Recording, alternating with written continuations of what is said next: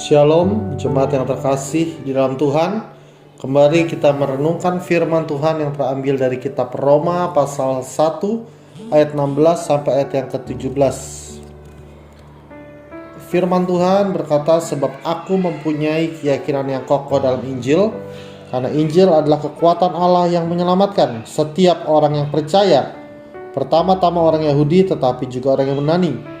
Sebab di dalamnya nyata kebenaran Allah yang bertolak dari iman dan memimpin kepada iman, seperti ada tertulis, orang benar akan hidup oleh iman. Bapak, Ibu, Saudara, jemaat yang terkasih, memberitakan Injil adalah sesuatu kewajiban atau tanggung jawab setiap orang percaya yang sudah diselamatkan. Kita sudah menerima dengan cuma-cuma, tapi kita juga harus membagikan Injil itu dengan cuma-cuma. Seperti tema kita bulan ini, kita rindu melihat ada orang-orang yang ditambahkan ke dalam kerajaan Allah.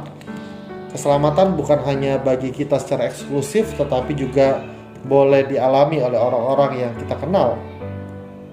Mengapa seorang memberitakan Injil?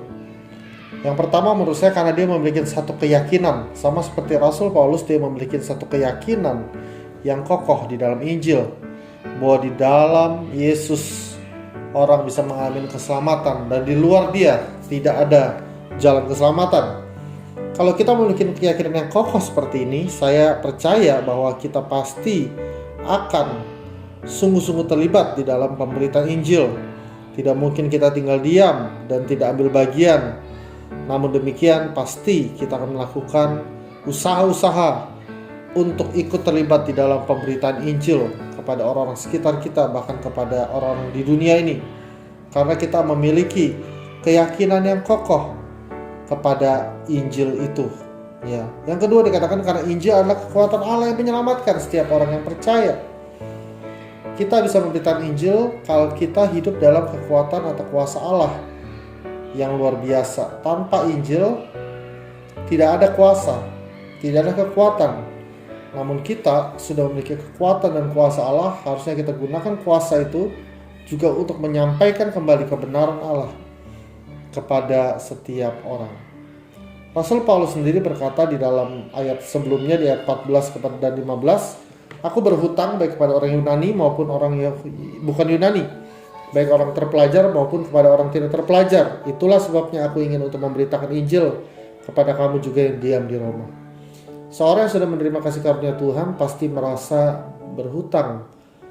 Bukan berhutang karena sesuatu, barang atau uang, tetapi karena kita merasa apa yang kita sudah dapat itu harus kita bagikan. Satu dorongan dari dalam hati untuk membagikan Injil itu kepada orang lain. Dan kita merasa bahwa ada tanggung jawab kita untuk membagikan Injil Tuhan Yesus.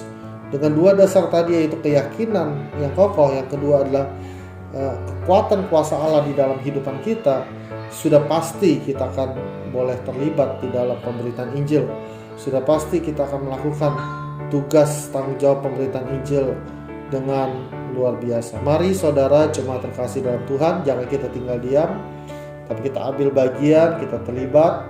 Apa yang kita bisa kerjakan, lakukan. Apa yang kita bisa buat, siapa orang yang bisa kita temui, mari kita mulai doakan, kumpuli dan katakan, Tuhan, aku rindu melihat Injil Tuhan diberitakan. Bagiku hidup adalah Kristus, dan kalau aku hidup, aku bekerja memberi buah. Biarlah itu juga menjadi moto hidup kita selama kita hidup di dunia, dan saya percaya ada banyak orang boleh mengalami keselamatan yang kekal melalui hidup kita. Tuhan Yesus memberkati.